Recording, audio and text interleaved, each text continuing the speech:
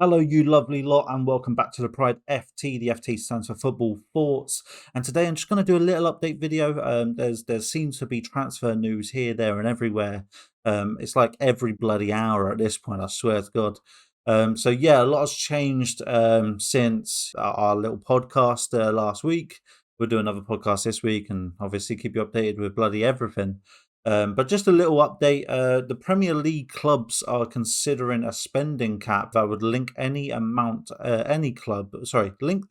any club can spend on wages to how much television money is paid to the lowest placed team.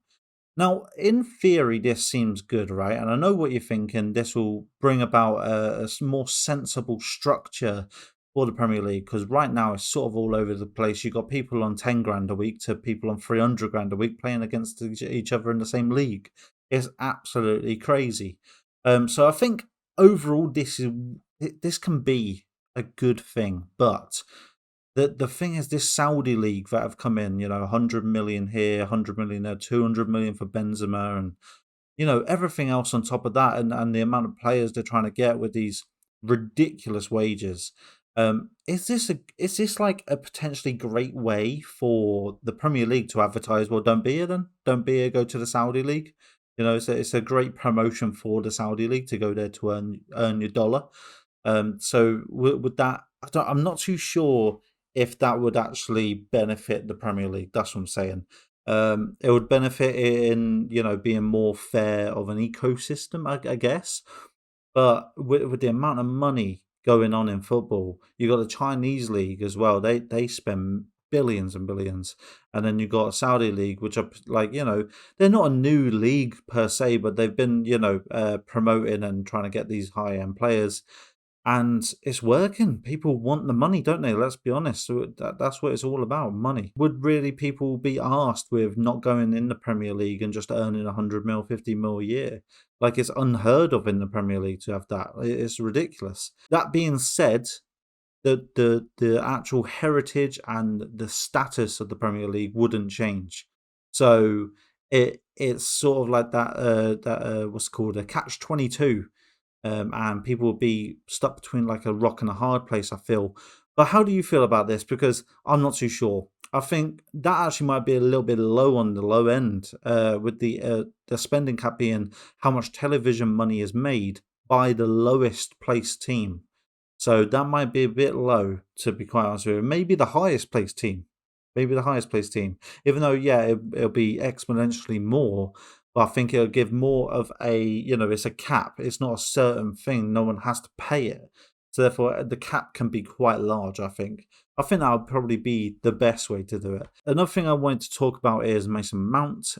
He is expected to have an offer from Manchester United, or Chelsea should have an offer from Manchester United this week. As expected that they're gonna put one in, despite there being a gap in the valuation. I'm still not happy about this. How do you feel? Because I just don't feel like he should go. Pochettino needs to stress this enough to get a contract written up and over the line with Mason Mount, and just get like nip it in the bud basically, because he's a class player, and I feel like it's going to be another situation of Salah, Kevin De Bruyne, you name it, all these players that we've shipped off to other teams, especially in the Prem, and then all of a sudden they're absolutely class players. Now, that being said, some of them won't become class players. There's only like a select handful that have, but Mason Mount has that skill ceiling to actually get to that potential.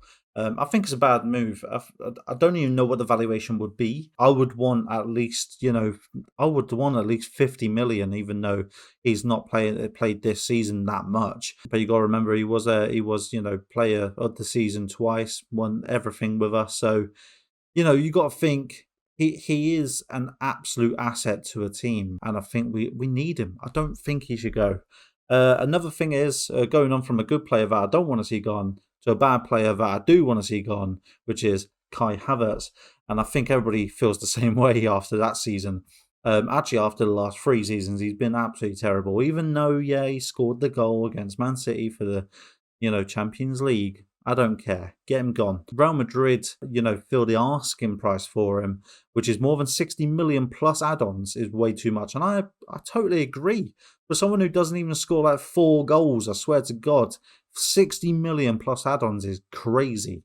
Like, we paid more for bloody Mudryk. And he's class. He's levels above Havertz. I don't think we should be asking for loads for him because he's just not worth it, is he? I think 35 mil, 40 mil, take him off our bloody hands. Let me get Nkunku in, and then, that's it, it's done. Get rid of him. Get rid of the dead weight off of this tree. That being said, Nkunku, apparently we're going to do like an official statement thing after the French games in June. So look forward to that little official thing coming out for him. Another thing is Chelsea are open to offers for both Kepa Arrizabalaga and Edouard Mendy. Totally agree. Edouard Mendy fell off hard after the World Cup. Kepa sort of held his own for quite a lot of the season. Defense wasn't too good in front of him, but then again, he's not the best. I mean, we say it week in, week out all this season. If you shoot from outside the box, it's going in.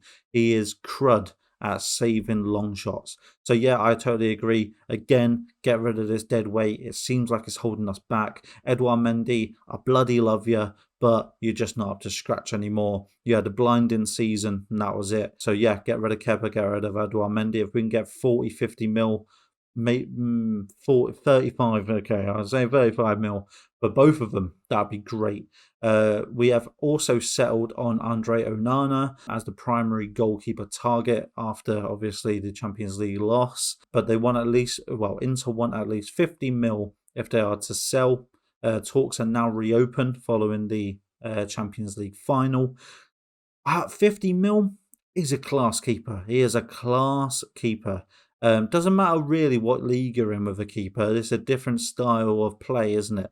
So, transferring skills to another league isn't essentially a massive thing in the goalkeeping world. I don't think personally, anyway. I think 50 mil is quite good, to be honest. I think 50 mil is a steal for Onana. Don't know about you. How do you feel? Do we need another keeper? What keeper would you like to see? That's sort of like my little news roundup today. I just wanted to do a little one.